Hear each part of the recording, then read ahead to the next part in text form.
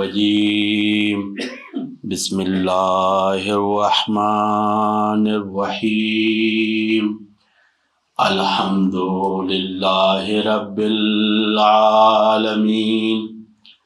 والصلاة والسلام علی عبد اللہ ورسولہ وحبیبہ وصفیہ وحافظ سرہ ومبلغ رسالاتہ سیدنا ونبینا ومولانا ابی القاسم محمد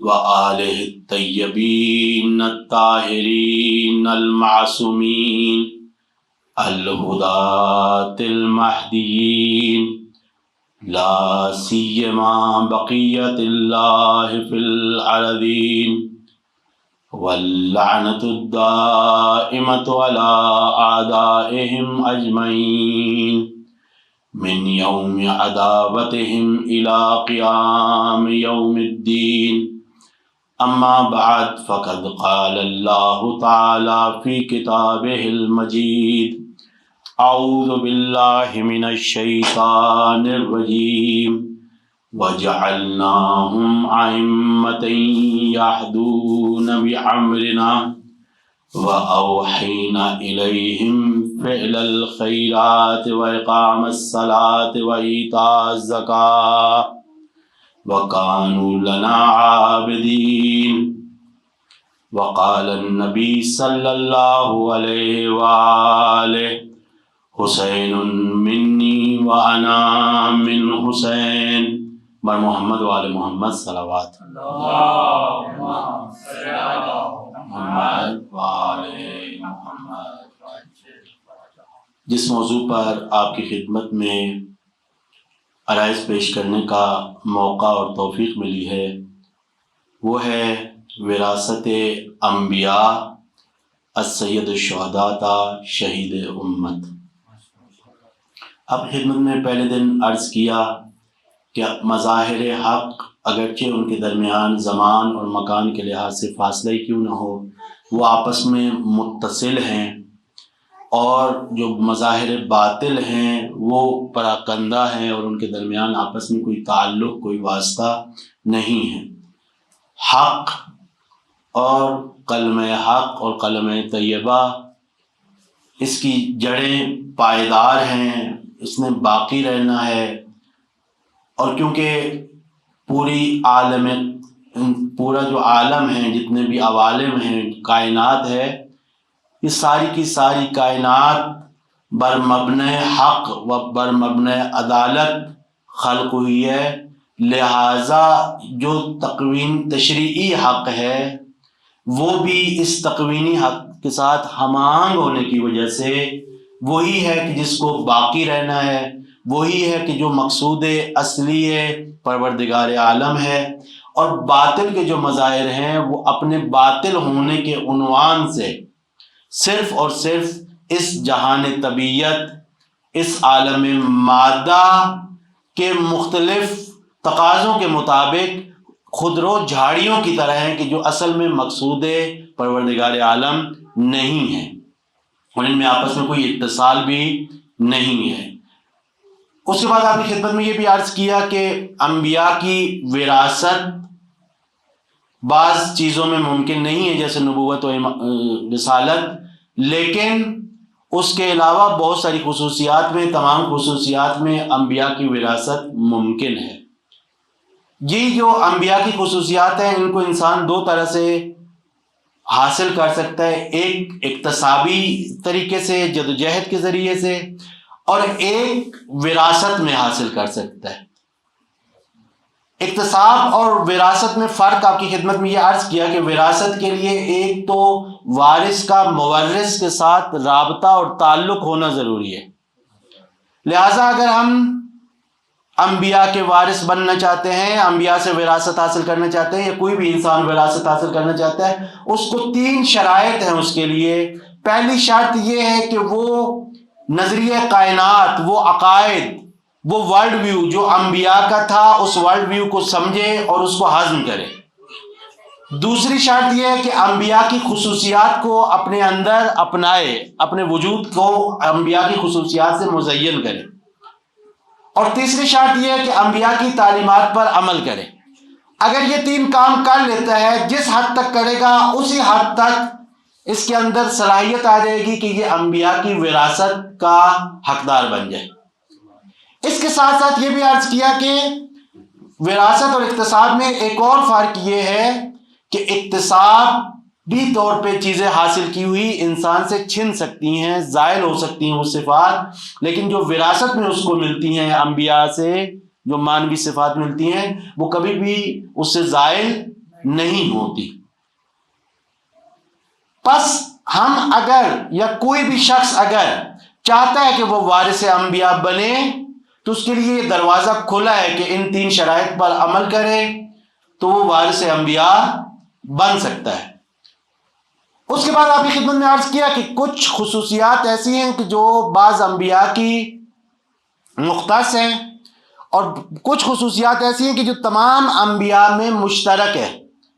علامہ جوادی عاملی نے اپنی کتاب تفسیر موضوعی کی 6 جلد میں، جہاں پہ سیرہ پیغمبران کے حوالے سے آپ گفتگو کر رہے ہیں، وہاں پہ آپ نے اس کے مقدمے میں 24 ایسی خصوصیات بیان کی ہیں کہ جو تمام انبیاء میں مشترک ہے۔ جب ہم امام حسین علیہ السلام کو زیارت وارث میں انبیاء کا وارث قرار دے رہے ہیں تو امام حسین علیہ السلام ان تمام صفات مشترکہ اور صفات مختصہ ان تمام کے وارث ہے، تمام کے وارث ہے۔ اور نہ صرف یہ کہ ائمہ اطہار جو کہ انسان کامل ہونے کے لحاظ سے درجہ اتم پر موجود ہیں، نہ صرف وہ انبیاء کے وارث ہیں، بلکہ نبی اکرم صلی اللہ علیہ وسلم نے فرمایا ہے العلماء ورثۃ الانبیاء، علماء بھی وارث انبیاء ہیں۔ پس علماء بھی وارث انبیاء ہو سکتے ہیں۔ جس کو جس حد تک علم حاصل ہے، جس کو جس حد تک انبیاء کی معارف کا علم حاصل ہے، اس نے ہضم کر لیا ہے، اس کے بعد اس نے صفات انبیاء کو اپنا لیا ہے، تعلیمات انبیاء پہ عمل کر رہا ہے، تو اس کے لیے وراثت کا دروازہ وراثت انبیاء کا کھل سکتا ہے، وہ اسی حد تک وارث بن سکتا ہے۔ لہٰذا ہم دیکھتے ہیں کہ جس طرح دیکھیے تمام کے تمام حق کے مظاہر متصل ہیں، اور تمام کے تمام 1,24,000 انبیاء میں سے کسی ایک کے درمیان بھی ہم فرق نہیں کرتے۔ یہ سارے انبیاء اپنی ایک خاص ذات کے حوالے سے علیحدہ علیحدہ ہیں، لیکن بعنوان مقام و منصب نبوت و رسالت یہ سب در حقیقت ایک ہی طرح کا وجود رکھتے ہیں، ایک جیسے ہیں اس مقام کے لحاظ سے۔ مقام نبوت جس کو یہاں پر فارسی میں کہا جاتا ہے کہ ایک انسان کی شخصیت حقیقی ہوتی ہے اور ایک شخصیت حقوقی ہوتی ہے۔ ایک بے لحاظ مقام و منصب، بے لحاظ عہدہ انسان کی شخصیت ہوتی ہے، اس شخصیت کے لحاظ سے وہ جو مشترک صفات ہیں وہ ان سب کے اندر پائی جاتی ہیں۔ سب کے سب ایک جیسے ہیں، سب کے سب ایک جیسے اختیارات رکھتے ہیں اس لحاظ سے۔ ہاں جہاں پہ کچھ مخصوص صفات ہیں، کچھ مخصوص تقاضے، تو ظاہری بات ہے وہاں پر کچھ اور اختیارات آئیں گے، لیکن صرف از لحاظ نبوت، نبی ہونے کے لحاظ سے وہ مشترکہ خصوصیات سب میں پائی جاتی ہیں۔ اسی طرح جب ہم اوصیاء میں آتے ہیں تو تمام کے تمام 12 ائمہ مقام امامت کے لحاظ سے برابر ہیں، مقام امامت کے لحاظ سے ایک جیسے ہیں، ایک جیسے اختیارات رکھتے ہیں، ایک جیسی اطاعت واجب ہے۔ یوں نہیں ہے کہ امام علی کی اطاعت زیادہ واجب ہے، امام صادق علیہ السلام کی اطاعت کم واجب ہے، امام صادق کی اطاعت زیادہ واجب ہے، امام جواد کی اطاعت کم واجب ہے۔ نہیں، ایک جیسی اطاعت واجب ہے۔ کیوں؟ یہ حق کے وہ مظاہر ہیں جو آپس میں متصل ہیں۔ کلہم نور واحد یا کلکم نور واحد، اب سب کے سب ایک نور ہیں، ایک نور ہے. اور یہاں میں عرض کرتا جاؤں ضمناً کہ ایک نور ہونے کا یہاں مطلب یہ نہیں ہے کہ یہاں پر یہ ایک آپ کہیں تشبیہ ہے، ایک تمثیل ہے، ایک ادبی جملہ ہے، حقیقی معنی میں نہیں ہے بلکہ مجازی معنی میں ہے. نہیں، حقیقی معنی میں یہ سارے کے سارے نور واحد ہیں. اور اسی نور واحد کے جب اس کالم دنیاوی میں آئے تو 12 مظہروں کے طور پہ، 14 مظاہر کے طور پہ آئے ہیں. ورنہ حقیقت میں کلکم نور واحد، حقیقت میں آپ ایک ہی نور ہیں. آپ کی حقیقت وجودی ایک ہی ہے. پھر جو ان کے وارثان ہیں، جو ان کے راہ قدم پر چلنے والے ہیں، ان کے نقش قدم پر چلنے والے ہیں، جو علماء ہیں، جو اس مکتب امامت کے پروردہ ہیں، وہ بھی آپس میں متصل ہیں.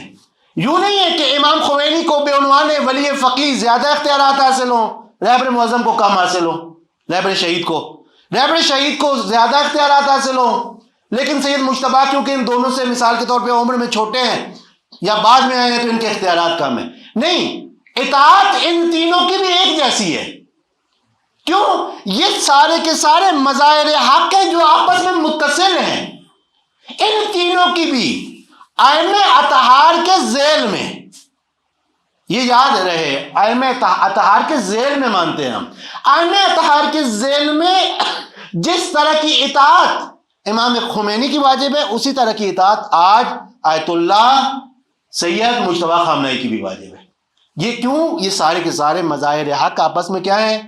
آپس میں متصل ہیں.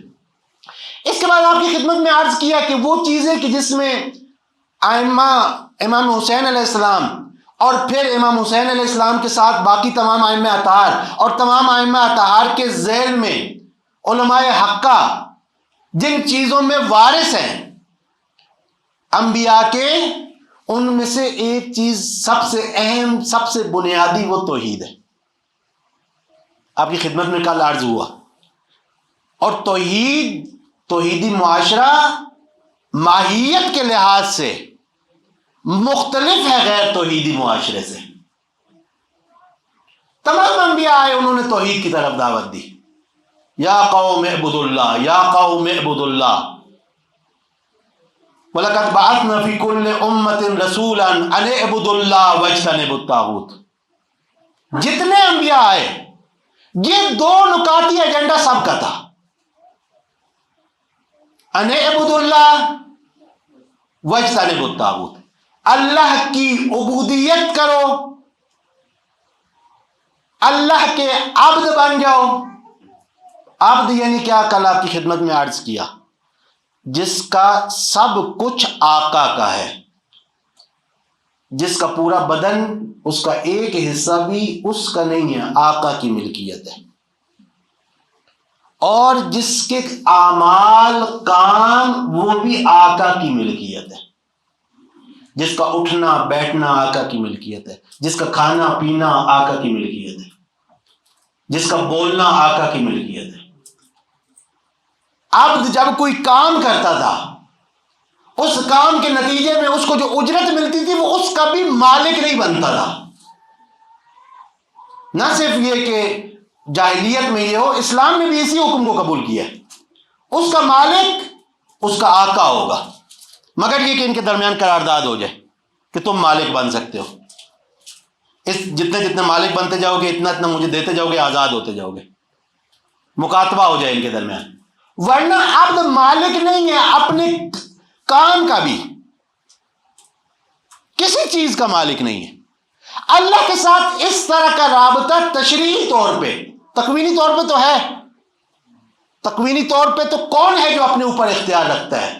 یا ایھا الناس انتم الفقراء الی اللہ، تم سب کے سب اللہ کی طرف محتاج ہو، سراپا احتیاج ہو. ایک ذرہ سا بھی تم مستقل نہیں ہو، مکمل طور پہ اللہ سے وابستہ ہو، اپنے خالق سے وابستہ ہو. اور صرف اللہ کی ذات ہے، صرف اللہ کی ذات، صرف اللہ کی ذات. واللہ هو الغنی الحمید، صرف اللہ ہے کہ جو غنی ہے، صرف اللہ ہے کہ جس کو احتیاج نہیں ہے۔ پس خدا کے ساتھ احتیاج کے لحاظ سے حتیٰ برترین مخلوق بھی، برترین مخلوق، وجہ تخلیق کائنات، کہ اللہ فرماتا ہے حدیث قدسی میں کہ اے حبیب لولاک ما خلقت الافلاک، اگر آپ نہ ہوتے لما خلقت الافلاک، تو میں جو ہے وہ افلاک کو، اس کائنات کو خلق ہی نہ کرتا۔ اور حدیث یہیں پہ نہیں رکی، کہا لولا علی لما خلقتک، اگر علی نہ ہوتے آپ کو بھی خلق نہ کرتے۔ کیوں؟ کیونکہ علی مرتضی اگر نہ ہوتے تو 1,24,000 انبیاء کی ساری محنت ضائع ہو جاتی۔ لہذا جس چیز کے لیے نبی اکرم صلی اللہ علیہ وسلم کو مبعوث کیا، اگر وہی ضائع ہو جائے تو پھر آپ کو خلق کرنے کا کیا فائدہ؟ حکمت الہیہ کے خلاف ہے۔ لہذا اللہ نے کہا حدیث قدسی میں کہ لولا علی لما خلقت، اور حدیث یہیں پہ رک جاتی تو ہم بھی یہیں رک جاتے۔ حدیث میں ہے آگے لولا فاطمہ لما خلقتکما، اگر فاطمہ زہرا نہ ہوتی تو آپ دونوں کو بھی خلق نہ کرتے۔ محمد وآل محمد صلی اللہ اللہم صلی علی محمد وآل محمد۔ بس لیکن وہ جو وجہ تخلیق کائنات ہے وہ بھی اللہ کے طرف احتیاج میں یوں نہیں ہے کہ آپ کہیں کہ پیغمبر کو اب احتیاج نہیں ہے اللہ کی، نہیں، سب اللہ کی طرف محتاج ہیں۔ بلکہ میں آپ کی خدمت میں عرض کرتا ہوں کہ دیکھیے یہاں پر مختلف طرح کی لائٹس لگی ہوئی ہیں۔ یہ لائٹ جو زیادہ لائٹ دے رہی ہے، جس کی پاور زیادہ ہے اس کی، اور جس کی پاور کم ہے اس کی، ان دونوں کی جو احتیاج ہے بجلی کی طرف وہ ایک جیسی ہے۔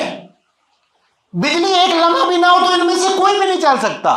یہ نہیں کہ یہ لائٹ زیادہ لائٹ دے رہی ہے، زیادہ روشنی دے رہی ہے تو اس کا مطلب ہے کہ یہ بجلی کی طرف کم جو ہے وہ اس کی احتیاج ہے، کم ضرورت ہے اس کو بجلی کی، بلکہ برعکس اس نے جتنی زیادہ لائٹ دینی ہے اس کی ضرورت بھی اتنی زیادہ بڑھ جائے گی۔ اس کی ضرورت بھی اتنی، جتنا اس کا وجود بڑھتا جائے گا، اس کا وجود کیونکہ وابستہ وجود ہے، اس کا وجود کیونکہ ڈیپینڈنٹ وجود ہے، مستقل نہیں ہے، جتنا بڑھتا جائے گا اتنی محتاجی جو ہے وہ اس کی بڑھتی جائے گی۔ سب خدا کی طرف محتاج ہے، صرف پروردگار عالم ہے کہ جو غنی ہے۔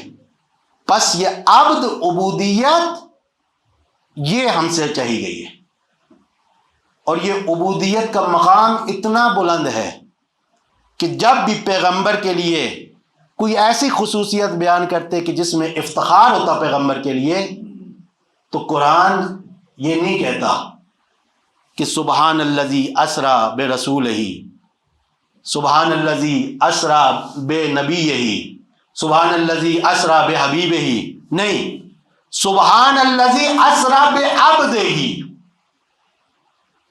پروردگار عالم اپنی تسبیح کر رہا ہے معراج کے واقعے کو بیان کر کے، تو معراج کے واقعے میں اپنے نبی کے لیے جو سب سے اہم مقام بیان کر رہا ہے وہ اس کا مقام عبودیت ہے۔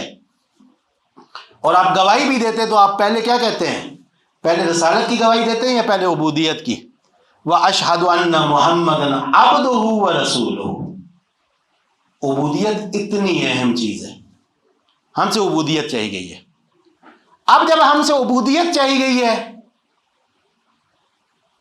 جب ہم سے یہ چاہا گیا کہ ہم خدا کے عبد بنیں، تو اس میں کیا ہے؟ اس کا مطلب یہ ہے کہ دیکھیے جہاں پہ تکوینی طور پر اپنے وجود کے غیر اختیاری حصوں میں ہم اللہ کی ولایت میں ہیں، اللہ کے اختیار میں ہیں، ہمارا پورے کا پورا وجود کس کے اختیار میں ہو؟ اللہ کے اختیار میں ہو، اللہ کی ولایت میں ہو، پورے کا پورا وجود ہم اللہ کے اختیار میں ہوئے۔ اللہ کے اختیار میں ہونے کا کیا مطلب ہے؟ کہ مجھے خود بھی اپنے اوپر اختیار نہیں ہے، جب مجھے خود بھی اپنے اوپر اختیار نہیں ہے، جو سب سے نزدیک ہوں اپنے آپ کے، تو پھر کسی دوسرے کو میرے اوپر اللہ کی مرضی کے بغیر اختیار کیسے ہو سکتا ہے؟ پھر دوسرے کو بھی نہیں اختیار ہوگا۔ پس جس کو اختیار کا حق حاصل نہ ہو ہمارے اوپر سرپرستی کا حق حاصل نہ ہو، اور وہ آ جائے ہماری سرپرستی کرنے کے لیے، ہمارا سرپرست بن کر بیٹھ جائے، اس کو قرآن کی اصطلاح میں کہتے ہیں طاغوت۔ اس کو قرآن کی اصطلاح میں کیا کہتے ہیں؟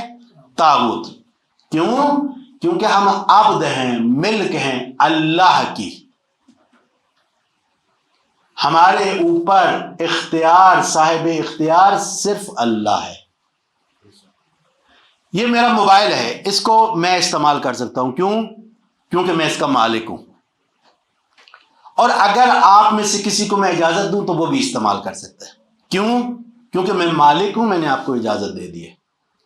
لیکن اگر اجازت نہیں دی تو نہیں استعمال کر سکتے۔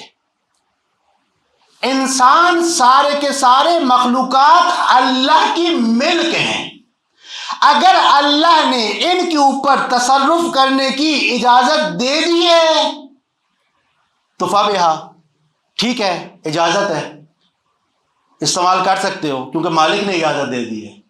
لیکن اگر اجازت نہیں دی تو یہ غصبی استعمال ہوگا، غصبی تصرف ہوگا، اور جو ایسا کرے گا وہ طاغوت ہوگا۔ قرآن کی اصطلاح میں اس کو کیا کہتے ہیں؟ طاغوت۔ ہر نبی نے آ کے کہا ان اعبدوا اللہ واجتنبوا الطاغوت، ہر نبی نے آ کے، آدم نے کہا ان اعبدوا اللہ واجتنبوا الطاغوت، حضرت نوح نے کہا ان اعبدوا اللہ واجتنبوا الطاغوت، حضرت ابراہیم نے کہا ان اعبدوا اللہ واجتنبوا الطاغوت، جناب موسیٰ نے کہا ان اعبدوا اللہ واجتنبوا الطاغوت، جناب عیسیٰ نے کہا ان اعبدوا اللہ واجتنبوا الطاغوت علیہم السلام، سب نے یہی کہا۔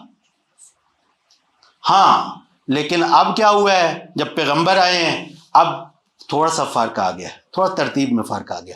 کیوں؟ اب کیونکہ آمنہ کا لال آ گیا ہے، فاطمہ کے بابا آ گئے ہیں، اب کیا ہوا ہے؟ جب آپ آئے ہیں انسانی عقول اتنا رشد کر چکی ہیں کہ قد تبین الرشد من الغی، اب ہدایت اور گمراہی کی دیواریں، ان کے درمیان دیوار کھڑی ہو گئی ہے، اب ان کی سرحدیں واضح ہو گئی ہیں، اب ہدایت گمراہی کے ساتھ خلط ملط نہیں ہے، قد تبین الرشد من الغی، ایک دوسرے سے جدا ہو چکے ہیں۔ اب جب جدا ہو چکے ہیں تو اب خطاب بدل گیا، ترتیب بدل گئی، قد تبین الرشد من الغی فمن یکفر بالطاغوت ویؤمن باللہ، اب پہلے کفر بالطاغوت کرنا ہوگا، پھر نوبت آئے گی ایمان باللہ کی۔ اب پہلے کفر بالطاغوت کرنا ہوگا، فمن یکفر بالطاغوت، کفر کرنا ہے، انکار کرنا ہے، اس کے مقابلے میں ڈٹ جانا ہے، کھڑے ہونا ہے۔ اس کے بعد وَيُؤْمِن بِاللَّهِ فَقَدِ اسْتَمْسَكَ بِالْعُرْوَةِ الْوُثْقَىٰ لَا انفصام لَهَا، اگر یہ کر لیا ایسے مضبوط سہارے کو تھام لوگے کہ جس میں کوئی لرزش نہیں ہے۔ اور پیغمبر نے کہا کہ من اراد ان یتمسک بالعروۃ الوثقی التی لا انفصام لها فلیتمسک بولایت علی ابن ابی طالب، جو چاہتا ہے کہ اس ایسے مضبوط سہارے کو تھام لے کہ جس میں کوئی لرزش نہیں ہے، تو اسے چاہیے کہ علی ابن ابی طالب کی ولایت سے متمسک ہو جائے۔ پس ولایت کے بغیر مضبوط سہارا نہیں مل سکتا، لہذا اگلی آیت فوراً بول پڑی، اللہ ولی الذین آمنوا، اللہ ولی ہے ایمان والوں کا، اللہ ولی الذین آمنوا یخرجہم من الظلمات الی النور، جو ایمان والے ہیں ان کا ولی اللہ ہے۔ پہلے بھی عرض کیا، بہت ساری ظلمات سے نور کی طرف ان کو لے کے آئے گا، بہت ساری ظلمات سے نکالے گا، نور میں لے کے آئے گا۔ لیکن اگر کوئی ولایت خدا میں نہیں ہے، ولایت خدا میں نہیں ہے، تو انسان کے پاس دو ہی راستے ہیں، کوئی تیسرا راستہ نہیں ہے۔ ولایت خدا میں ہو یا ولایت طاغوت میں ہو، درمیان میں کوئی راستہ نہیں ہے. یا ولایت خدا میں ہو، اگر ولایت خدا میں ہو تو پھر تم سفر کرو گے جو انسانیت کا سفر ہے، جو ظلمات سے نور کی طرف کا سفر ہے. لیکن اگر تم ولایت خدا میں نہیں ہو تو پھر تمہارے پاس راستہ نہیں ہے کہ میں سائڈ پہ کھڑے ہو کے تماشا دیکھ لوں. نہیں، توحید اور شرک، توحید اور کفر کی اس محاذ آرائی میں، اس صف بندی میں، یا انسان صف توحید میں ہوگا، یا جنود الرحمان کا حصہ ہوگا، یا جنود الشیطان کا ہوگا. درمیان میں کوئی راستہ نہیں ہے کہ میں کھڑا ہو جاؤں. نہیں، اب انبیاء آ گئے ہیں، اب صفیں جدا ہو گئی ہیں، اب حق اور باطل کی صفیں جدا ہو گئی ہیں، میں نہ حق کی طرف ہوں نہ باطل کی طرف. نہیں، کوئی راستہ نہیں ہے. والذین کفروا، جنہوں نے کفر اختیار کیا، جنہوں نے اللہ کو ولی نہیں مانا، جنہوں نے اللہ کی ولایت تشریح کا انکار کر دیا، وہ کیا ہے؟ اولیاءہم الطاغوت. ان کے اولیاء ایک ولی سے نکلے ولایت سے، اب اولیاء ہے. تمہارے اولیاء کون ہے؟ طاغوت ہے. اور پھر طاغوت کیا کریں گے؟ کیوں طاغوت کی ولایت سے ائمہ نے اتنا منع کیا کہ طاغوت کی ولایت میں نہیں جانا؟ کیوں؟ یہ طاغوت کیونکہ حق کے ساتھ متصل نہیں ہے، ملکوت اعلیٰ کے ساتھ متصل نہیں ہے، پراکندا ہے. ہر کسی کی اپنی ہوائے نفس ہے، ہر کوئی اپنی ہوائے نفس کے پیچھے تمہیں لے کے چلے گا. اب دیکھتے ہیں ایک شخص کی ہوائے نفس، ایک شخص کی ہوائے نفس پوری دنیا کو کیا کرتی ہے؟ ایک اقتصادی بحران پہ لا کے کھڑا کر دیتی ہے. ایک ٹرمپ کی ہوائے نفس. لیکن کیا ہے اس کی؟ اگر ولایت سے نکلو گے، اللہ کی ولایت میں آؤ گے تو پھر تم ان بحرانوں کا شکار نہیں ہوگے. پھر ان بحرانوں کو دیکھنے کی نگاہ بھی تمہاری بدل جائے گی، کیونکہ توحید انسان کی نگاہ کو بدل دیتی ہے، انسان کے زاویہ نگاہ کو بدل دیتی ہے. توحید سب سے پہلا کام انسان کے اندر وسعت نظری لے کے آتی ہے. یہ توحید کا کام ہے. طاغوت کیا کریں گے جب ان کی ولایت میں آ جاؤ گے؟ وہ تمہیں ایک نور جو حق ہے، جو متصل ہے آپس میں، اس سے نکال کے طرح طرح کی ظلمتوں میں لے جائیں گے، طرح طرح کے اندھیروں میں لے جائیں گے. اور پھر کیا ہوگا؟ خود بھی اصحاب النار ہیں، تمہیں بھی اصحاب النار کر دیں گے. خود بھی ہم فیہا خالدون ہیں، تمہیں بھی ہم فیہا خالدون کر دیں گے. اس شخص کو کہ جو طاغوت کی ولایت میں آ گیا. پس اللہ نے قرآن مجید میں کیا کہا کہ طاغوت کی ولایت میں نہیں آنا، طاغوت کا کفر کرنا ہے. تمام انبیاء کی دعوت بھی یہی تھی کہ طاغوت کی ولایت کا کفر کرنا ہے. اللہ تعالیٰ ایک اور جگہ پہ جو طاغوت کی ولایت کی طرف آتے ہیں، جو طاغوت کو اپنا حاکم بنانے کی کوشش کرتے ہیں، جو طاغوت کی حکومت کو قبول کرنے کی کوشش کرتے ہیں، جو طاغوت کی طرف اپنے فیصلے لے کے جانے کی کوشش کرتے ہیں، اور زبان سے لا الہ الا اللہ محمد رسول اللہ بھی کہتے ہیں، شہادتین کا اقرار بھی کرتے ہیں، اللہ ان کو مومن نہیں مان رہا. اللہ کیا کہہ رہا ہے؟ اللہ اپنے نبی کو کہہ رہا ہے الم تری الی الذین یزعمون انہم آمنوا بما انزل الیک وبما انزل من قبلک.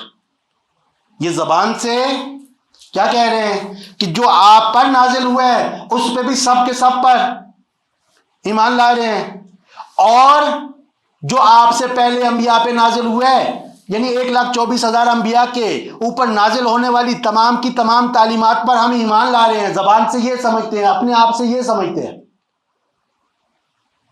خدا کی بارگاہ میں جا کے 5 وقت نماز پڑھتے ہیں، سجدہ ریز بھی ہوتے ہیں، روزے بھی رکھتے ہیں، تمام عبادات کو انجام دیتے ہیں. آپ کے ساتھ اگر جانا ہو تو جہاد کے میدان میں بھی جائیں گے. لیکن اللہ کیا کہہ رہا ہے کہ یہ ایمان والے ہیں، یہ الذین آمنوا ہیں؟ نہیں، الذین یزعمون انہم آمنوا. ٹھیک ہے، کیا سمجھ رہے ہیں؟ الذین یزعمون انہم آمنوا، کہ یہ گمان کر رہے ہیں یہ ایمان لا رہے ہیں. یا اللہ اتنا سخت لہجہ کیوں؟ گمان کیوں کر رہے ہیں؟ اس لیے کہ آگے اللہ تعالیٰ کہہ رہے ہیں یریدون ان یتحاکموا الی الطاغوت. کیوں؟ کیونکہ یہ چاہتے ہیں کہ طاغوت کی طرف جائیں اور طاغوت کو اپنا حاکم مانیں، طاغوت کی حکومت میں آ جائیں، طاغوت کی سرپرستی میں آ جائیں۔ انہوں نے طاغوت کی سرپرستی کو قبول کر لیا، اس کا ارادہ کر لیا۔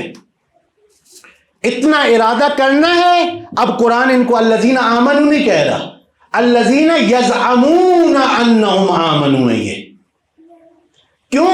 اگر اللہ، کیونکہ اب قد تبین الرشد من الغی، اب زبان سے اللہ کی توحید کا اقرار کرنا کافی نہیں ہے، اب عمل سے بھی ضروری ہے۔ اور پھر اللہ آگے کہہ رہا ہے کہ میں نے خود جو آیت الکرسی میں کہا تھا کہ تم نے کیا کرنا ہے، کہ تم نے کفر کرنا ہے، تم پھر کیوں ارادہ کر رہے ہو؟ وَقَدْ أُمِرُوا أَن يَكْفُرُوا بِهِ، جبکہ ان کو کہا گیا ہے کہ یہ کفر اختیار کریں، انکار کریں طاغوت کا۔ اسی لیے جب صادق آل محمد کی بارگاہ میں صلی علی محمد وآل محمد، عمر ابن حنظلہ آئے اور کہا کہ سألت ابا عبداللہ ان رجلین من اصحابنا بینہما منازعہ، جب میں نے امام صادق سے اپنے اصحاب میں سے، اپنے شیعوں میں سے، جو آپ کے شیعہ ہیں ان میں سے دو ایسے افراد کے بارے میں سوال کیا کہ جن کے درمیان منازع ہے، فی دین نو میراث، فتحاکما الی السلطان و الی القضاة ایحل ذلک، کیا یہ جائز ہے؟ جب ان کے درمیان منازع ہوا، جب ان کے درمیان تنازع ہوا تو ان فیصلے کے لیے کس کے پاس گئے؟ حاکم وقت کے پاس گئے، یا حاکم وقت کے منصوب قاضیوں کے پاس گئے، الی السلطان و الی القضاة، ان کے پاس گئے۔ آگے احل ذالک، اے پیغمبر کے بیٹے یا ابن رسول اللہ، کیا یہ حلال ہے، یہ کرنا جائز ہے؟ تو آپ نے کیا فرمایا؟ قال من تحاکم الیہم فی حق او باطل، جو فیصلے کے لیے ان کے پاس جاتا ہے، جو ان کو اپنا حاکم مانتا ہے، چاہے کسی حق معاملے میں ہے یا باطل کے معاملے میں، فتحاکم الی الطاغوت، انہوں نے کس کی طرف رجوع کیا ہے؟ طاغوت کی طرف رجوع کیا ہے، طاغوت کی حکومت میں آ گئے۔ اور پھر اللہ کے امام نے کیا کہا؟ پھر امام کہتے ہیں وَقَدْ تَحَاكَمَ إِلَى الطَّاغُوتِ، اور وَمَا يُحْكَمُ لَهُ، جو ان کے لیے حکم کیا گیا ہے، إِنَّمَا يَأْخَذُهُ سُحْتًا، حرام خالص کے طور پہ اس کو لے رہے۔ ان کانا لہو حق، ان کانا حق ثابت لہو، اگرچہ یہ واقعاً اس کا اپنا حق ہو۔ مثلا میں میراث کا معاملہ ہے، اپنے بھائی کے ساتھ جھگڑا ہوا، میرا حصہ بنتا ہے، واقعی حقیقت میں میرا حصہ بنتا ہے، بھائی اس کو غصب کرنے کے چکر میں ہے، میں بھائی کے ساتھ جاتا ہوں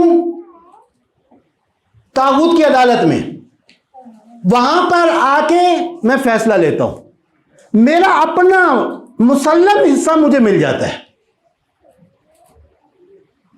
انما یاخذ سحتا، یہ وہ روایت ہے کہ جس کی بنیاد پر تقلید کو بھی ثابت کیا جاتا ہے، یہ وہ روایت ہے کہ جس کی بنیاد پر قضاوت کو بھی ثابت کیا جاتا ہے، یہ وہ روایت ہے جس کی بنیاد پر ولایت فقیہ کو بھی ثابت کیا جاتا ہے۔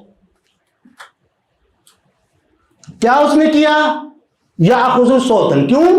لأن اخذہ بحکم الطاغوت، کیوں سحت ہے؟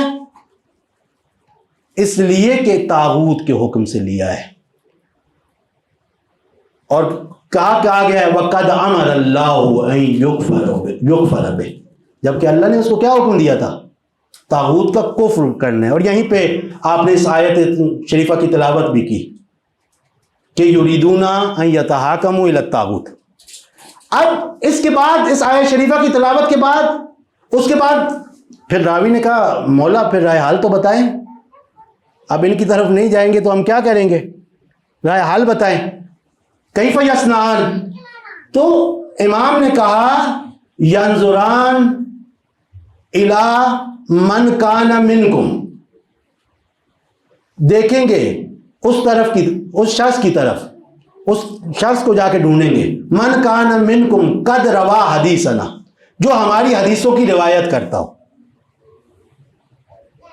جو ہماری حدیثوں کی روایت کرتا ہو، نظر فی حلالنا و حرامنا، اور ہمارے حلال و حرام میں صاحب نظر ہو، و عرف احکامنا، اور ہمارے احکام کو جانتا ہو، پھر کیا کریں گے؟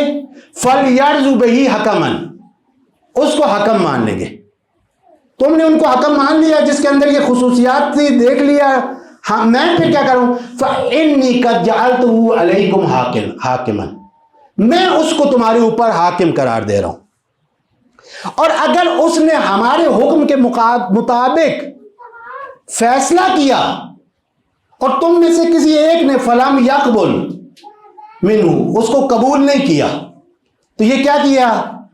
فقد استخف بحکم اللہ، اس نے اللہ کے حکم کو کم جانا ہے، خفیف جانا ہے، کم ارزش، کم قیمت جانا ہے۔ اور اس کے بعد وَعَلَيْنَا رَدَّ، اس نے ہمیں رد کیا ہے۔ وَالرَّادُ عَلَيْنَا الرَّادُ عَلَى اللَّهِ، کر راد بھی نہیں کہا، وَالرَّادُ عَلَيْنَا، جو ہمیں رد کرتا ہے وہ اللہ کو رد کرتا ہے۔ کل میں نے آپ کی خدمت میں عرض کیا کیوں انہیں رد کرنا، اللہ کو رد کرنا ہے؟ اس لیے کہ اللہ کی ولایت تشریعی ان کے پاس ہے۔ وہ جو اللہ نے کہا ہے اللہ ولی الذین آمنوا، اللہ نے ان کو ولایت عطا کی ہے، ان کی ولایت اللہ کی ولایت ہے۔ جیسے آپ ایک حکومت میں ایک چھوٹے سے چھوٹے حکومتی عہدیدار کی بات بھی اگر نہیں سنیں گے تو وہ در حقیقت اس صدر مملکت کی، اس ملک کے قانون کی خلاف ورزی ہوگی۔ یہ اللہ کی ولایت ہے ان کی۔ اگر ان کو رد کر رہے ہو تو اس لیے یہ کہہ رہے ہو کہ اللہ نے نعوذ باللہ من ذالک غلط کیا ہے، اللہ کو ولایت تشریعی حاصل نہیں ہے، اللہ کو یہ حق حاصل نہیں ہے کہ ان کو ولایت دے۔ اور اگر تم ایسے کرو گے وَهُوَ عَلَى حَدِّ الشِّرْكِ بِاللَّهِ، یہ اللہ پر شرک کے برابر ہے۔ اچھا، عمر ابن حنظلہ نے کس دور کے بارے میں پوچھا تھا؟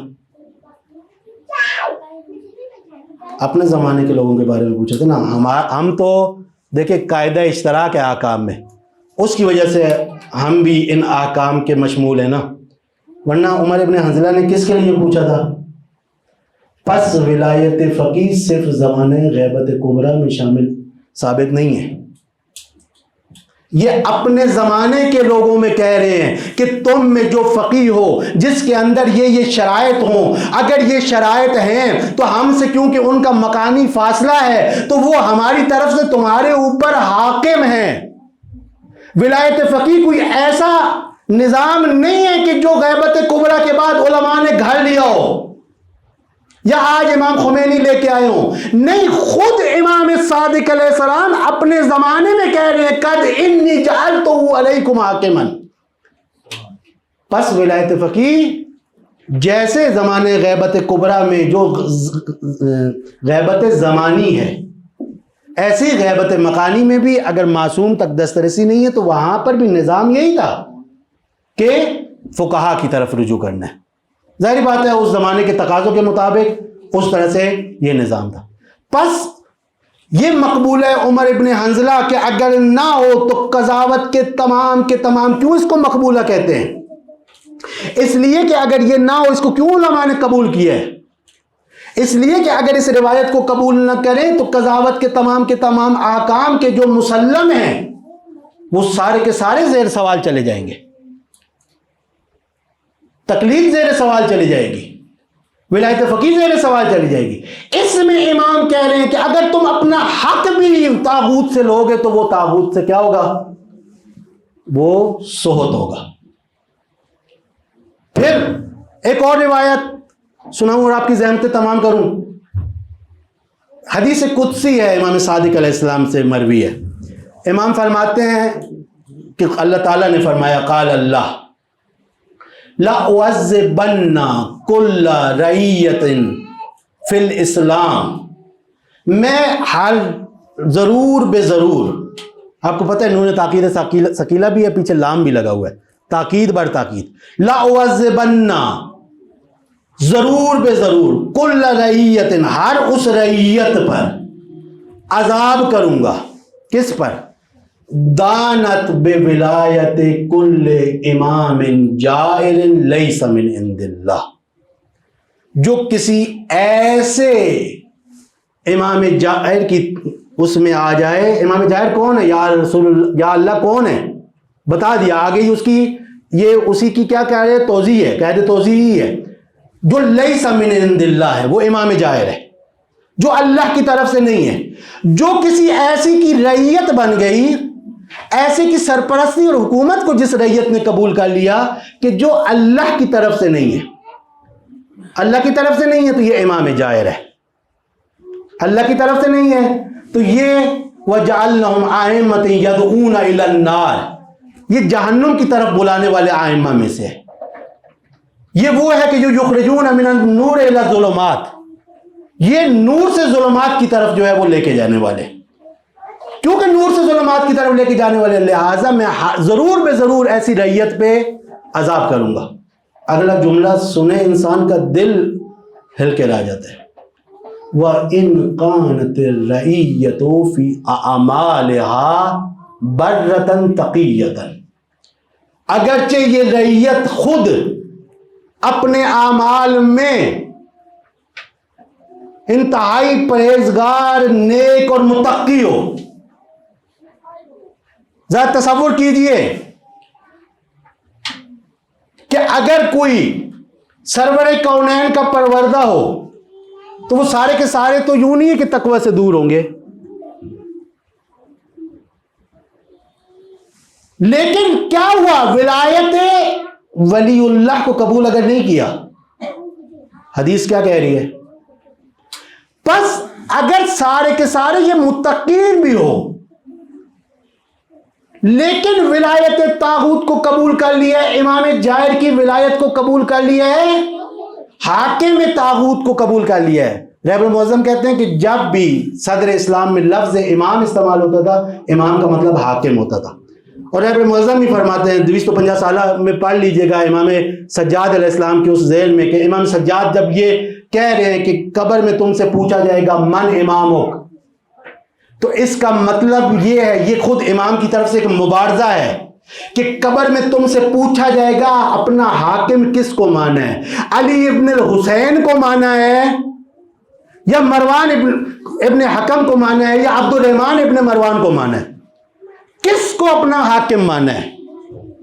قبر میں یہ سوال ہوگا کہ اپنا امام تم نے دنیا میں علی ابن ابی طالب کو مانا ہے، اپنی سرپرستی علی ابن ابی طالب کے ہاتھ میں دی ہے یا دنیا کے طاغوتوں کے ہاتھوں میں دی ہے؟ اگر رٹ بھی لیا کہ میرے پہلے امام یہ ہیں، دوسرے یہ ہیں، تیسرے یہ ہیں، لیکن عملاً اپنی سرپرستی، اپنی باغ ڈور اپنے نفس کے ہاتھ میں دیو یا دنیا کے طاغوتوں کے ہاتھ میں دیو، تو وہاں پہ چاہے 100 بار تلقین کی جائے، چاہے کچھ بھی کیا جائے، جس شخص نے زندگی میں اپنا امام علی ابن ابی طالب کو اپنے عمل سے نہیں مانا، وہاں جواب نہیں دے سکے گا۔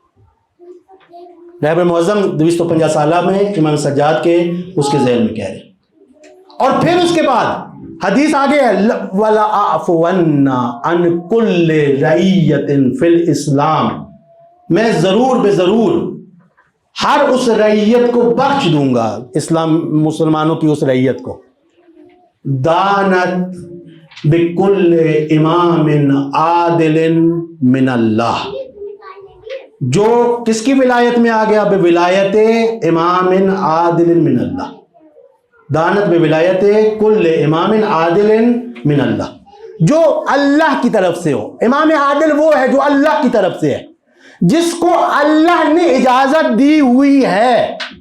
بس اگر یہ سمجھنا ہے کہ کون طاغوت ہے کون طاغوت نہیں ہے، کسی جھگڑے میں پڑنے کی ضرورت نہیں ہے، اپنے سے سوال کر لیں کہ اس کی حکومت معزول من اللہ ہے یا نہیں ہے۔ اگر معزول من اللہ نہیں ہے تو یہ طاغوت ہے،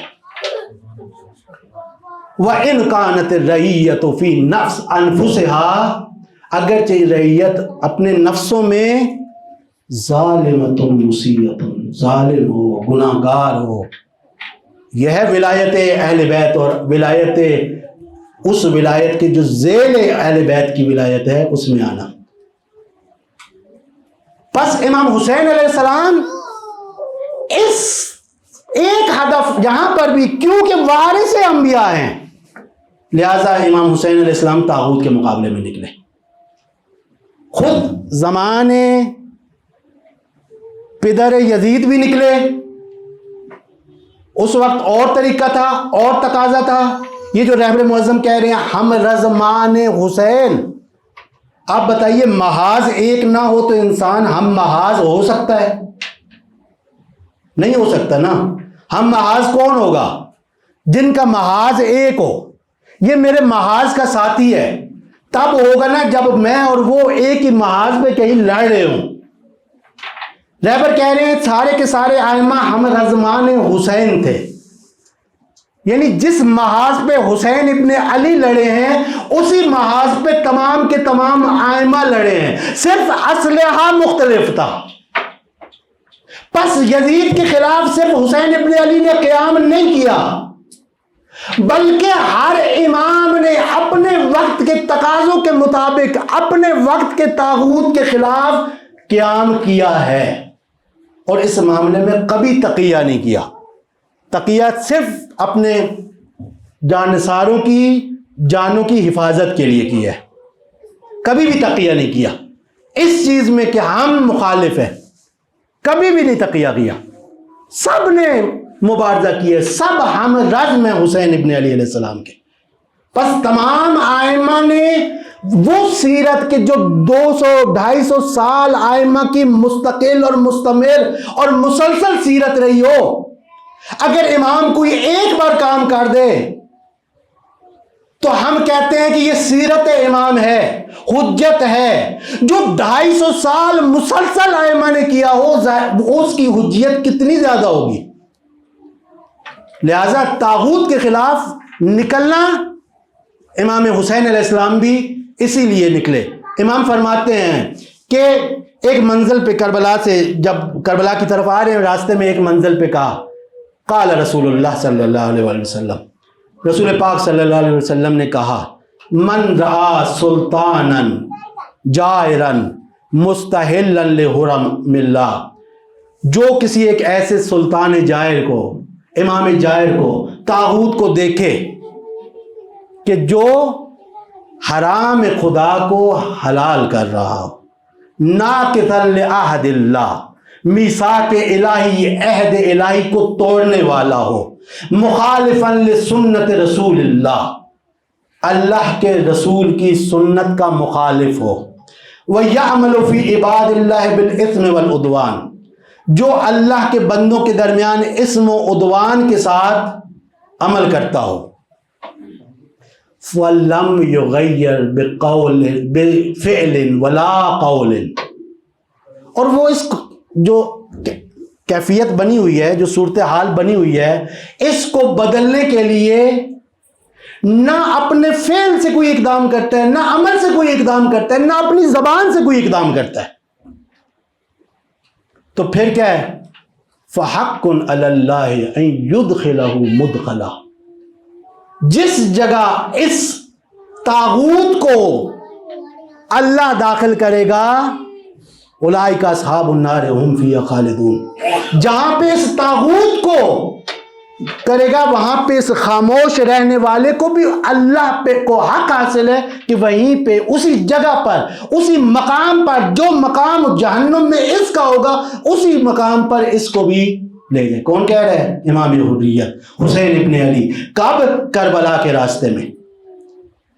اور پھر آپ گنواتے ہیں کہ یہ جو ہیں الا ان ہؤلاء قد لزموا طاعۃ الشیطان، یہ وہ لوگ ہیں، یہ بنی امیہ، یہ جن کو تم لوگ کہتے ہو کہ یہ رسول اللہ کے سسرال ہیں.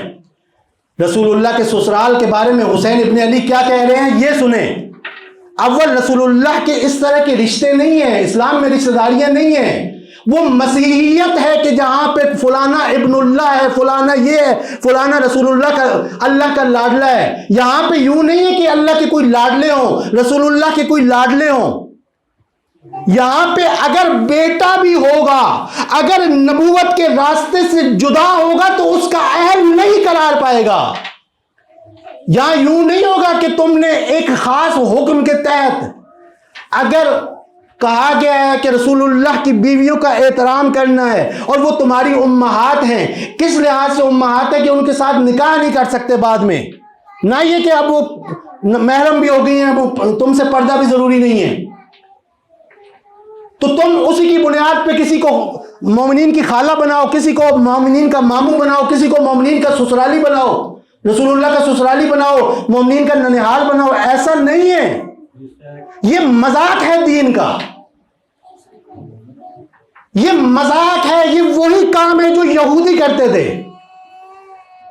کہ اپنی زبانوں کو اس طرح توڑ موڑ کے پیش کرتے تھے کہ گویا یہ کلام الہی ہو. یہ معارف الہی کا مذاق ہے.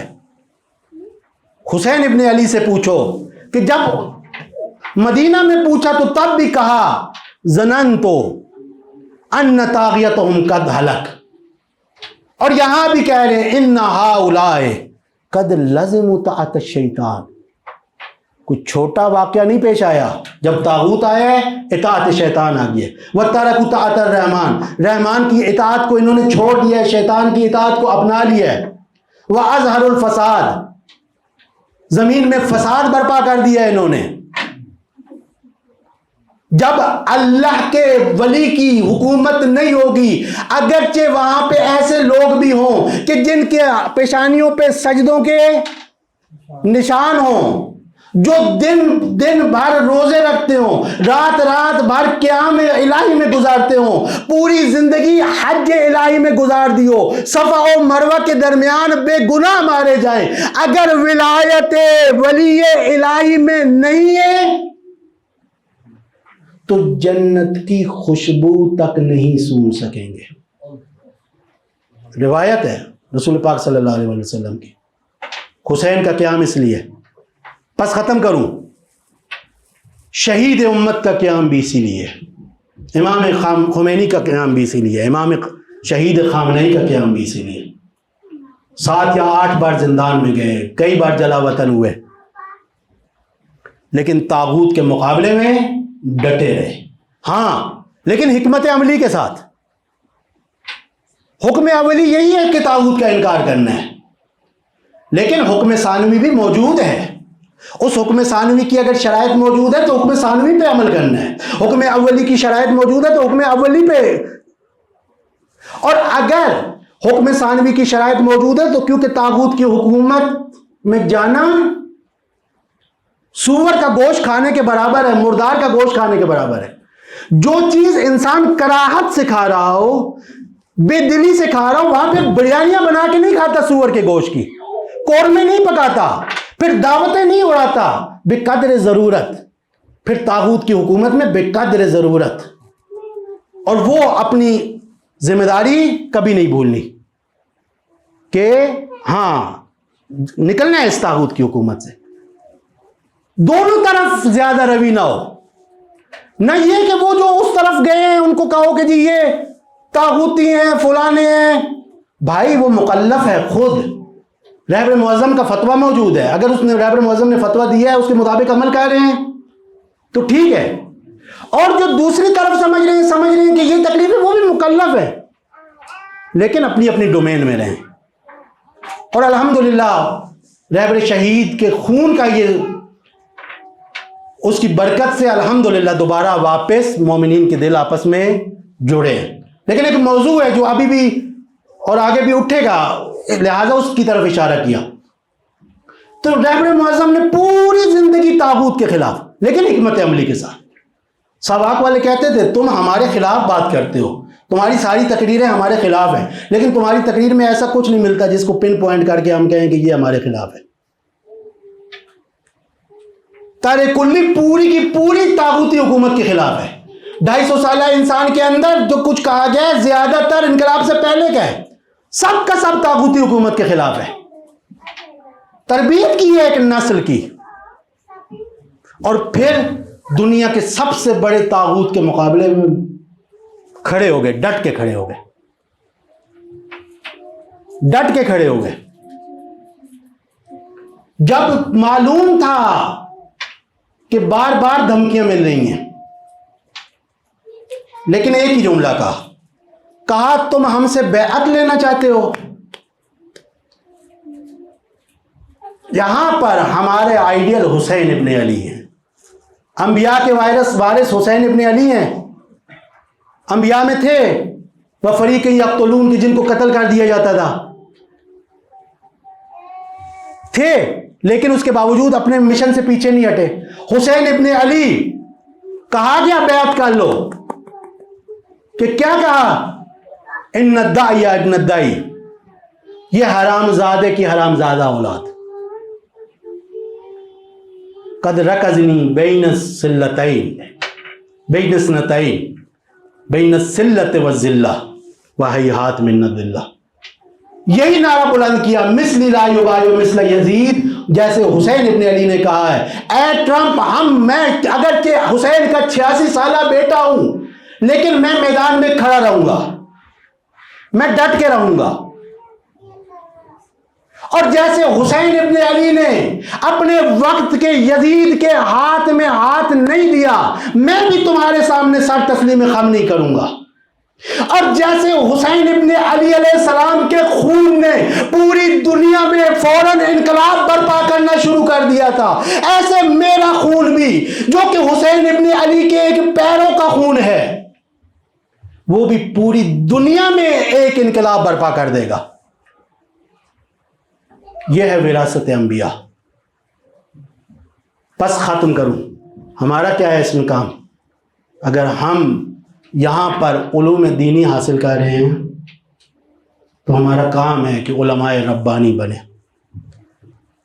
ائمہ انبیاء کی تعلیمات، انبیاء کے معارف کو نہ صرف حاصل کریں بلکہ ان کو ہضم کریں۔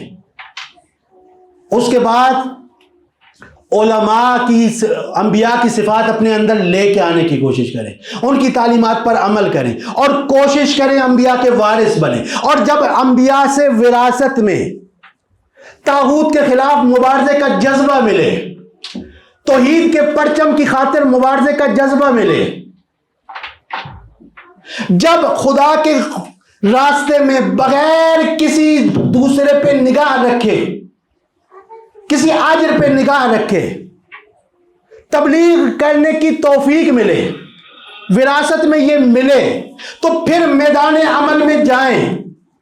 اور پھر جو رہبر معظم نے فرمایا ہے کہ تمدن نوین اسلامی، اس میں اپنا کردار ادا کریں۔ جو اس سید کی زبان سے نکلا ہے نا، وہ ہو کے رہے گا انشاءاللہ۔ کیوں؟ یہ سید ملکوت اعلیٰ سے پیوستہ تھا، ہو کے رہے گا انشاءاللہ۔ بہت کچھ ہوا ہے جو کچھ انہوں نے کہا ہے۔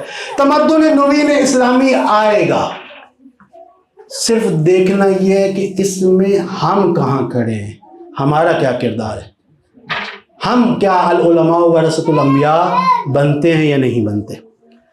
بس حسین ابن علی علیہ السلام کے معارف، جو حسین کے در سے جنہوں نے معارف سیکھے ہیں، جنہوں نے انبیاء کے معارف حسین کے دسترخوان سے سیکھے ہیں، ان جیسا خوش قسمت کون ہوگا؟ جنہوں نے انبیاء کی خصوصیات حسین کی تربیت میں اپنائی ہیں، ان جیسا وارث انبیاء کون ہوگا؟ صرف حسین وارث انبیاء نہیں ہے، حسین کے اصحاب بھی وارث انبیاء ہیں۔ جنہوں نے انبیاء کی تعلیمات پر حسین کی نگرانی میں عمل کیا ہوگا، ان جیسا وارث کون ہوگا؟ پھر وہ اس مقام پر پہنچ جاتے ہیں کہ حسین ان کے بارے میں کہتے ہیں انی باعث الیکم اخی وابن امی وثقتی من اہل بیتی، اہل کوفہ میں تمہاری طرف اپنے بھائی کو بھیج رہا ہوں۔ نبی اور علی کی اخوت کو جانتے ہوئے جانیے کہ یہاں پہ اخوت اور معنی میں ہے، یہاں پہ اخوت اپنے اعلیٰ اسلامی معنی میں، وابن عمتی، وابن عمی، اور اپنے چچا زاد بھائی کو، وثقتی من اہل بیتی، اپنے اہل بیت میں سے اپنے قابل اعتماد شخص کو بھیج رہے ہیں۔ معصوم کا قابل اعتماد بننا آسان نہیں ہے۔ مسلم ابن عقیل یقیناً حسین ابن علی نے تمام اختیارات دے کے جس کو بھیجے ہے، ممکن نہیں ہے کہ وہ علوم اور معارف اہل بیت اطہار سے نا آگاہ ہوں۔ مسلم ابن عقیل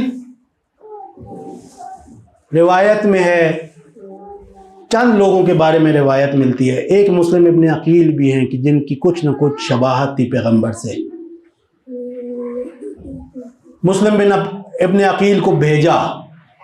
اب مسلم سخت ترین حالات میں، اگر واقعات کربلا کو ان دنوں میں ہم پڑھیں، سخت ترین حالات میں، راستے میں جو گائیڈ تھے وہ مر گئے، راستہ بھول گئے، سخت ترین حالات میں جان بے لب کوفہ پہنچے، واقعی معنوں میں جان بے لب کوفہ پہنچے، لیکن نہیں ہے کہ ذمہ داری ہے حسین نے، حسین سقۃ الحسین ہوں میں نے وہ ذمہ داری انجام دینی ہے۔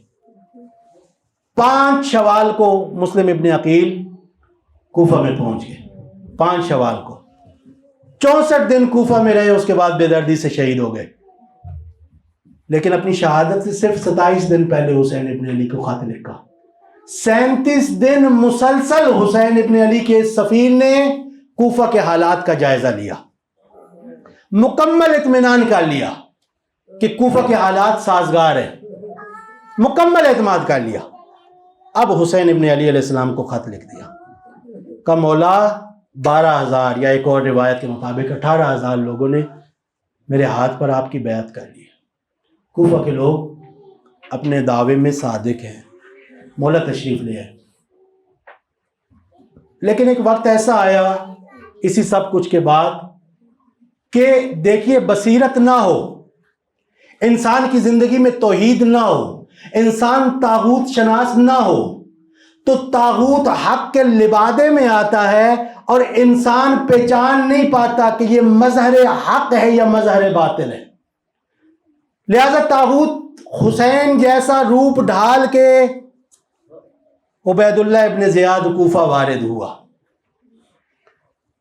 سب نے مرحبا مرحبا یا ابن رسول اللہ کہنا شروع کر دیا، اہلا و سہلا یا ابن رسول اللہ کہنا شروع کر دیا، یہاں تک کہ وہ دارالامارہ میں پہنچا، وہاں پہ اس نے منہ سے نقاب اٹھایا۔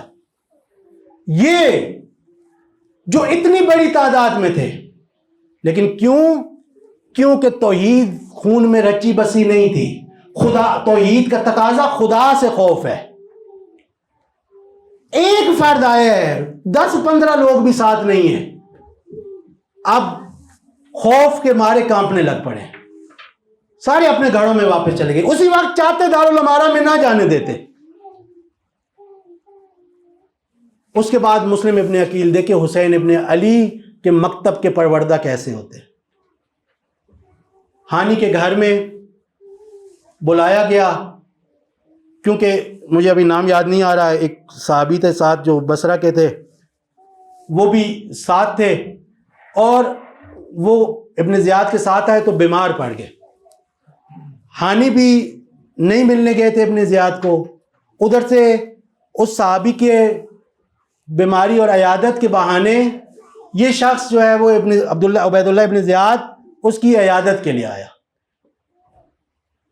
وہ جو صحابی ہے امام حسین علیہ السلام ہے، یہ صحابی امیر المومنین ہے جو بصرہ سے آئے، انہوں نے کیا کہا؟ انہوں نے کہا کہ ایسے کرو مسلم، اس سے بہتر ہمیں وقت نہیں ملے گا، تم پیچھے چھپ جاؤ اور جب میں پانی مانگوں گا تم نے عبید اللہ ابن زیاد کو قتل کر دینا ہے۔ یقین مانے اگر عبید اللہ ابن زیاد کو اس وقت قتل کر لیتے کربلا کا نقشہ بدل جانا تھا، لیکن حق بے وسیلہ حق، یہ حق، یہ کلمہ حق کی سربلندی کی جنگ ہے۔ اس میں رسول اللہ کی حدیث مسلم کو یاد ہے کہ اسلام میں کسی کو دھوکے سے قتل کر دینا، پیچھے سے بے خبری میں قتل کر دینا جائز نہیں ہے. لہذا بار بار پانی مانگنے کے باوجود مسلم ابن عقیل نے عبید اللہ ابن زیاد کو قتل نہیں کیا. لیکن سامنے دشمن کمینہ ہے. ہانی کو گرفتار کر لیا گیا.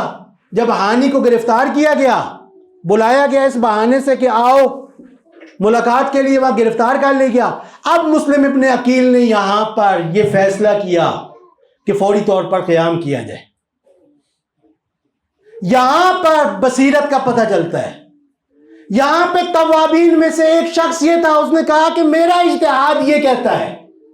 بھائی جب وقت کے امام کا نائب تمہیں کہہ رہا ہے تو تمہیں وہ کرنا ہے جو نائب امام نے کہا ہے، نہ اپنے اجتہاد کا کہ ابھی جہاد کی ضرورت نہیں ہے. بہرحال 4000 کا لشکر جمع ہوا. اندر دارالعمارہ میں 50 لوگ بھی نہیں تھے. دارالعمارہ کو گھیر لیا گیا. اب عبید اللہ ابن زیاد اپنی جان خطرے میں محسوس کر رہے. یہاں پہ سازشیں شروع ہوئی، یہاں پہ دھوکہ شروع ہوا، یہاں پہ تبذیر شروع ہوئی، تزویر شروع ہوئی. لہذا کچھ کو سکوں سے، سونے کے سکوں سے خریدا گیا. یہاں پہ ہے افرئیتا من الہہ ہواہ، کیا تم نے اس شخص کو، من اتخذ الہہ ہواہ، کیا تم نے اس شخص کو دیکھا ہے جس نے اپنے ہوائے نفس کو اپنا الہ، اپنا معبود بنا لیا ہے؟ ابن زیاد نے کہا کہ تمہاری جو مستمری ہے، جو تمہیں ماہانہ بیت المال سے حصہ ملتا ہے، وہ حصہ کاٹ دیا جائے گا. جو مسلم کا ساتھ دے گا اس کو اسی کے قبیلے کے دروازے پر سر کاٹ کے اس کا سر لٹکا دیا جائے گا. یہاں رہبر معظم کہتے ہیں کہ جس کے جو توحید کا مکتب کا پروردہ نہ ہو، وہ پھر چند دن مزید رہنے کے لیے، چند سونے کے سکوں کے لیے پروردگار عالم کے حکم کو چھوڑ دیتا ہے. لہذا کیا ہوا؟ وہی ظہر کی وقت نماز کا وقت تھا. 4000 لوگ مسلم کے پیچھے تھے. جب مسلم نے مغرب کی نماز پڑھی، مسلم کے پیچھے صرف 30 افراد تھے. ظہر سے مغرب تک کوئی ماں آتی تھی اپنے بیٹے کو لے جاتی تھی، کوئی بھائی آتا تھا اپنی بھائی کو لے جاتا تھا، کوئی بہن آتی تھی اپنی بہن بھائی کو لے جاتی تھی. اس طرح سے ایک ایک کر کے اہل کوفہ نے حسین کے سفیر کو تنہا چھوڑنا شروع کیا. جب مغرب کی اذان ختم، نماز ختم ہوئی، مسلم نے پیچھے مڑ کے دیکھا 10 لوگ تھے. مسجد سے باہر نکلے، باب کندہ تک پہنچتے پہنچتے مسلم تنہا رہ گئے. مسلم کوفہ سے جب سے کوفہ میں آئے ہیں، کچھ سیکیورٹی ریزنز کی وجہ سے مسلم کبھی بھی کوفہ میں باہر نہیں نکلے، کوفہ کی گلیوں سے آگاہ نہیں ہے. جس طرف جاتے ہیں آگے دشمن کی ناکہ بندی ہے، کرفیو لگا ہوا ہے. کبھی ایک گلی میں بھٹکتے ہیں، کبھی دوسری گلی میں جاتے ہیں، کبھی تیسری گلی میں. پورے کوفہ والوں نے اپنے دروازے بند کر لیے، جس کے ساتھ 4000 کا لشکر تھا. اب سفیر حسین تن تنا، لیکن سفیر حسین کو اپنی تنہائی کا غم نہیں ہے. غم ہے تو اس بات کا حسین کو خط لکھ کے بلا لیا ہے. ملا کے لیے ہوتے تو پھر بھی ٹھیک تھا، ساتھ اپنی بہنوں کے ساتھ آ رہے ہیں. اجرکم اللہ. مسلم رات کی تاریکی میں تھک ہار کے بھوکے پیاسے ہیں دن سے، صبح سے، ایک دروازے کی دہلیز پر بیٹھ گئے. کوفہ کے حالات خراب ہونے کی وجہ سے ایک عورت اپنے بچے کا انتظار کر رہی ہے، اپنے لڑکے کا، بیٹے کا. بار بار اپنے دروازے پہ آتی ہے. دروازے پہ آئی تو دیکھا کہ ایک اجنبی شخص دروازے کی دہلیز پہ بیٹھا ہوا ہے. کہا ہے اجنبی شخص، اے مسلمان، کوفہ کے حالات ٹھیک نہیں ہیں. حسین ابن علی کے سفیر مسلم ابن عقیل آئے ہوئے ہیں، کوفہ میں کرفیو لگا ہوا ہے، تم جلدی جلدی جاؤ، اپنے گھر چلے جاؤ. یہ کہہ کے عورت چلی گئی. وہ خاتون جب واپس آئی، واپس آ کے دیکھا وہیں پہ بیٹھے ہوئے دیکھا. اب دوبارہ یہی الفاظ کہے. مسلم ابن عقیل نے ہاتھ کے اشارے سے پانی مانگا. وہ خاتون پانی لے کے آئی. مسلم ابن عقیل نے پانی کو نوش فرمایا. प्याला वापस दिया, कुछ देर बाद वो खातून वापस आई। ये बनी हाशिम के गैरतमंद जवान है, ये कब गवारा करते हैं कोई एक बार भी कहे और दूसरी बार कहना पड़े। खातून ने आके कहा, लहजा बदला, कहा है अजनबी शाद, क्या तुम्हें मालूम नहीं है कि मैं जवान हूँ, तुम भी जवान हो, मुझे पसंद नहीं है कोई अजनबी जवान मेरे दरवाजे पे जाए, जाओ अपने घर जाओ। मुस्लिम ने कहा, घर वो जाए जिसका कोई इस शहर में घर हो। अजरकुम अल्लाह, ये सुनना था। उसने पूछा, ए अजनबी तुम कहाँ के हो? कहा मेरा ताल्लुक मदीना से है। ये अहले बैत की मुहिब खातून थी। एक दफा दिल तरफ उठा, कहा मदीना के किस मोहल्ले से हो? कहा मोहल्ले बनी हाशिम। कहा जल्दी बताओ कौन हो? कहा मैं मुस्लिम इब्ने अकील हूँ। कहा मौला मुझे माफ कीजिए, मुझे नहीं मालूम था। आइए घर आइए। एहतराम से घर बुलाया, एक कमरे में एहतराम से रखा, खाना और पानी दिया। मुस्लिम हुसैन शनाज है, शायद तकदीर को यही मंजूर है, हुसैन भूखे शहीद हुए। मुस्लिम ने खाना नहीं खाया, पानी नोश फरमाया। उसके बाद पूरी रात हुसैन ने शब आशूर पूरी रात इबादत में गुजारी। मुस्लिम ने भी पूरी रात इबादत में गुजारी। ये खातून बार बार आती है, उसका बेटा बाहर शराबी है, आ चुका है। उसने देखा कि ये आज मेरी माँ बार बार इस कमरे की तरफ जा रही है। उसे शक हुआ। जब उसने माँ से पूछा, माँ ने कसम दी, कसम दे के बताया कि मुस्लिम इब्ने अकील है, वो ज़ाहिरन सो गया। अब ये शख्स जो कि मोहम्मद इब्ने अशअस के बेटे का दोस्त था, सुबह सुबह ये उठा और जाके इसने जासूसी की और बता दिया कि मुस्लिम इब्ने अकील यहाँ पर है। सुबह आई तोवा ने देखा कि मुस्लिम इब्ने अकील रात भर के जागे हुए हैं। कहा मौला आपने इस्तराहत नहीं की? कहा नहीं, कुछ देर आराम किया है, मैंने आराम करने के लिए आग लगी ही थी। चचा अली इब्ने अबी तालिब ख्वाब में आए। कहा मुस्लिम अल्लाह मुस्लिम जल्दी करो, जन्नत में हम इंतजार कर रहे हैं, मेरी आखिरी घड़ियां आ गई हैं। मुस्लिम ने नमाज सुबह पढ़ी। इधर नमाज सुबह खत्म ना हुई थी, उधर घोड़ों की टापों की आवाज आने लग पड़ी, घोड़ों के हिनहिनाने की आवाजें आने लग पड़ी, तलवारों की झनकारों की आवाजें आने लग पड़ी। अब ये गैरतुल्लाह का ज़मीर है। मुस्लिम ने फौरन जरा पहनी, लिबास रज़्म पहनना शुरू किया, तलवार ने आम से निकाली। तोआ आका क्या कर रहे हैं? तोआ तू एक खातून है, तूने मुझे पनाह दी है, मेरी गैरत गवारा नहीं करती कि अशकिया तेरे घर की हुर्मत को पामाल करे। आए मुस्लिम काश आप करबला में होते, आप देखते हरम रसूलुल्लाह की हुर्मत को। मुस्लिम बाहर आए, अली का शेर है, खूब लड़े, खूब जहाद किया। मुस्लिम को धोखे से गिरफ्तार कर लिया गया। एक वार में दंदान मुबारक जख्मी होके गिर चुके हैं, होंठ मुबारक, लब मुबारक जख्मी है। मुस्लिम इब्ने अकील को लेके जाया गया। जब लेके गए तो मुस्लिम इब्ने अकील ने सबसे पहले मोहम्मद इब्ने अशअस को कहा, मोहम्मद इब्ने अशअस, मैं हुसैन को खत लिख चुका हूं, मेरी तरफ से हुसैन को खत लिख देना, कूफा वापस ना आए। अभी भी मुस्लिम का दिल मुतमईन नहीं है। जब वारिद हो रहे हैं दारुल अमारा में, मुस्लिम रो रहे हैं। किसी ने ताना दिया, ऐ मुस्लिम इतने बड़े मर्द हो के रोते हो, अगर इसे रोना ही था तो क़याम क्यों किया? कहा मैं अपने लिए नहीं रो रहा, मैं अपने आका हुसैन इब्ने अली के लिए रो रहा हूं, मैं खत लिख चुका हूं।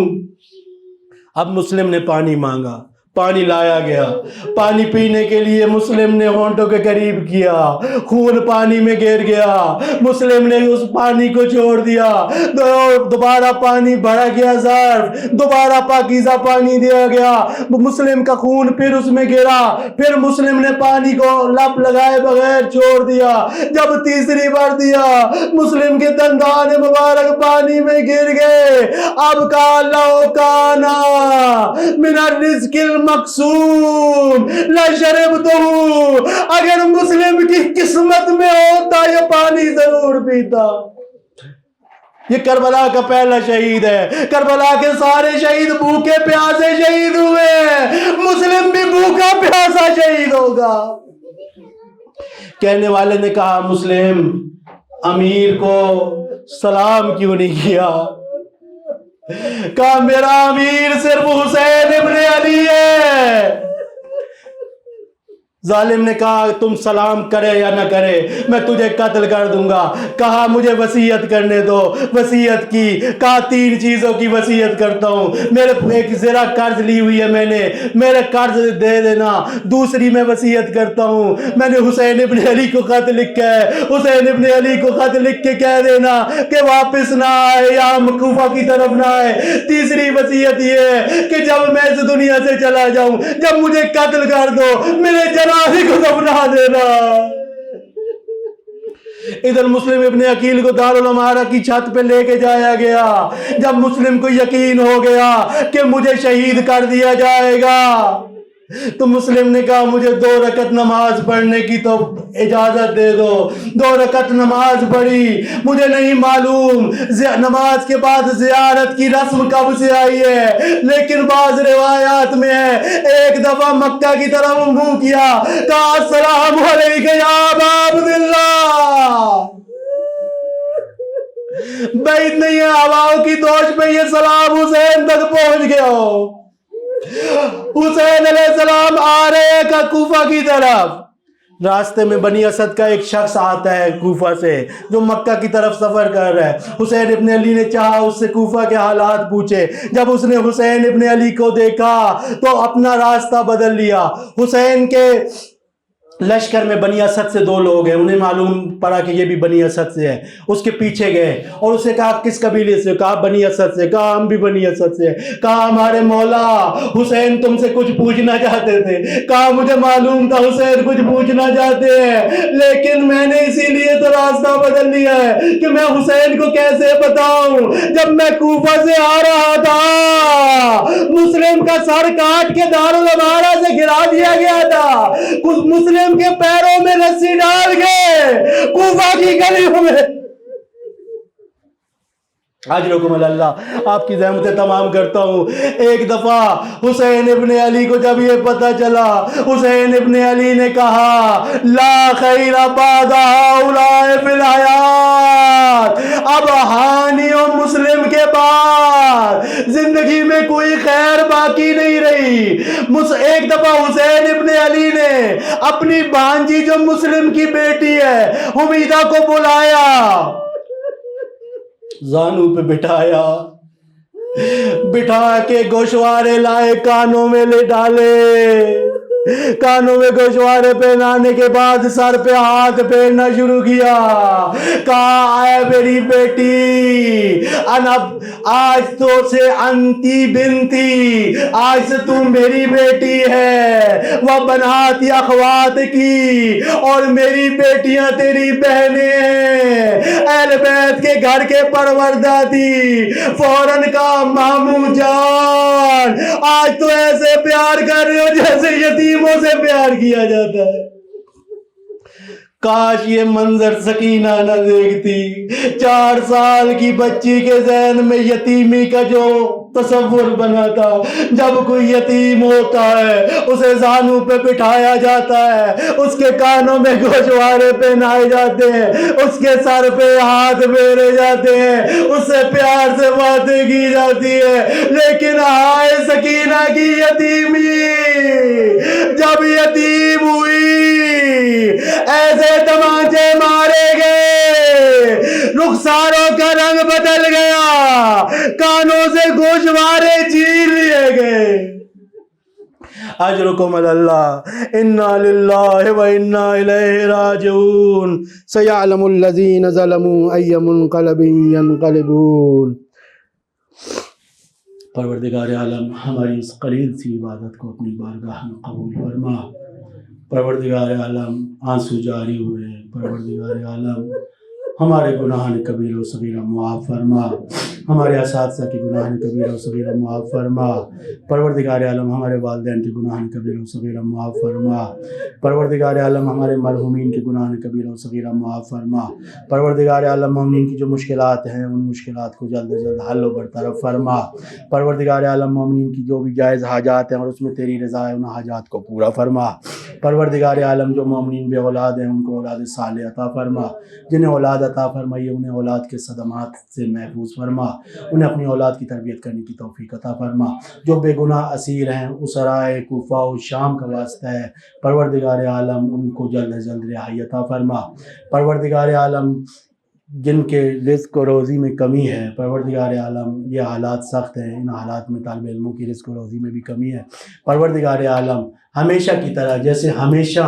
تو نے طالب علموں کے رزق میں برکت عطا فرمائی ہے، پروردگار عالم ان حالات میں بھی طلباء کے رزق میں برکت عطا فرما، کبھی کسی کے در پر سوال کرنے کی تو ہمیں طاقت ہمیں ضرورت نہ پڑے، پروردگار عالم جو بھی بیمار ہیں ان کو جلد از جلد شفاء کاملہ و عاجلہ عنایت فرما، پروردگار عالم انبیاء اطہار کی جو راہ ہے جو نہضت ہے اس کو صحیح سے سمجھنے کی توفیق عطا فرما، انبیاء کے وارث بننے کی ظرفیت کو اپنے اندر پیدا کرنے کی توفیق عطا فرما، کربلا کے مقصد کو صحیح طرح سے سمجھنے کی توفیق عطا فرما، اس مقصد پر اپنے عمل کرنے کی توفیق عطا فرما، توحید پر صحیح طرح سے پیرا مند رہنے کی توفیق عطا فرما، پروردگار عالم طاغوت کا صحیح سے انکار کرنے کی توفیق عطا فرما، اپنی ذمہ داریوں کو انجام دینے کی توفیق عطا فرما، بصیرت کی نعمت سے ہمیں کبھی بھی محروم نہ رکھ بلکہ اس سے بہرہ مند فرما، پروردگار عالم اپنے حالات کے مطابق اپنی ذمہ داریوں کو انجام دینے کی توفیق عطا فرما،